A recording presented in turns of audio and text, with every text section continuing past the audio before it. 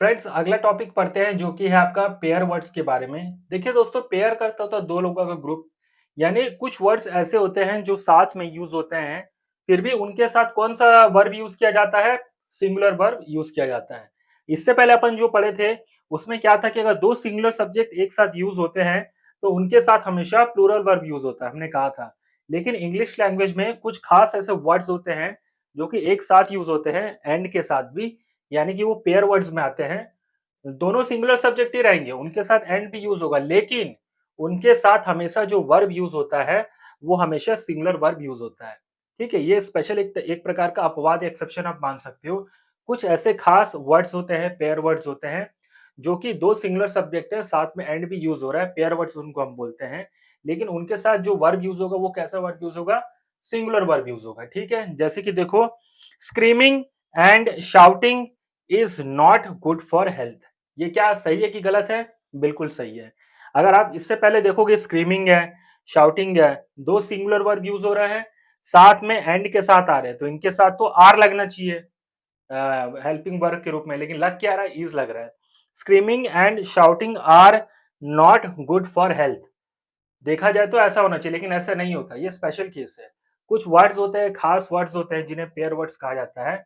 जब ये दोनों साथ में आते हैं ना वो वर्ड्स, तो उनके साथ हमेशा सिंगुलर वर्ब ही यूज किया जाता है, चाहे मेन वर्ब हो चाहे हेल्पिंग वर्ब हो। ठीक है, तो जैसे क्या बोला, स्क्रीमिंग एंड शाउटिंग, ये भी सिंगुलर हेल्पिंग, ये से भी सिंगुलर सब्जेक्ट, ये भी सिंगुलर सब्जेक्ट, और दोनों किसके साथ जुड़े हुए हैं? एंड के साथ।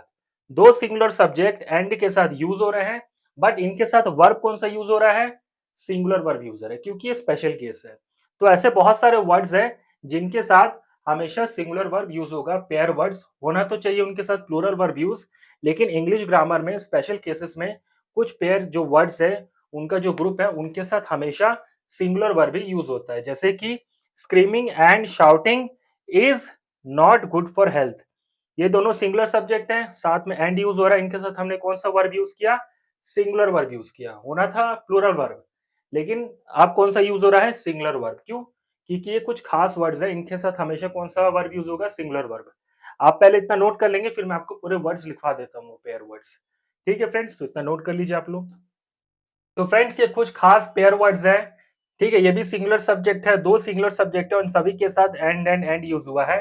एक्चुअली में देखा जाए रूल के हिसाब से तो प्लूरल वर्ब यूज होना था, लेकिन ये कुछ खास पेयर वर्ड्स है, इनके साथ हमेशा कौन सा वर्ब यूज होगा? सिंगुलर वर्ब है, सिंगुलर वर्ब यूज होगा। जैसे स्टडी एंड स्लो के साथ singular verb, truth and honesty के साथ भी singular verb, long and short के साथ भी सिंगुलर वर्ब यूज होगा, और बैग एंड बैगेजेस के साथ भी सिंगुलर वर्ब यूज होगा, और कमिंग एंड गोइंग के साथ भी सिंगुलर वर्ब यूज होगा। दो सिंगुलर सब्जेक्ट जिनके साथ एंड यूज हो रहा है, ये स्पेशल कैटेगरी में आते हैं पेयर वर्ड्स के।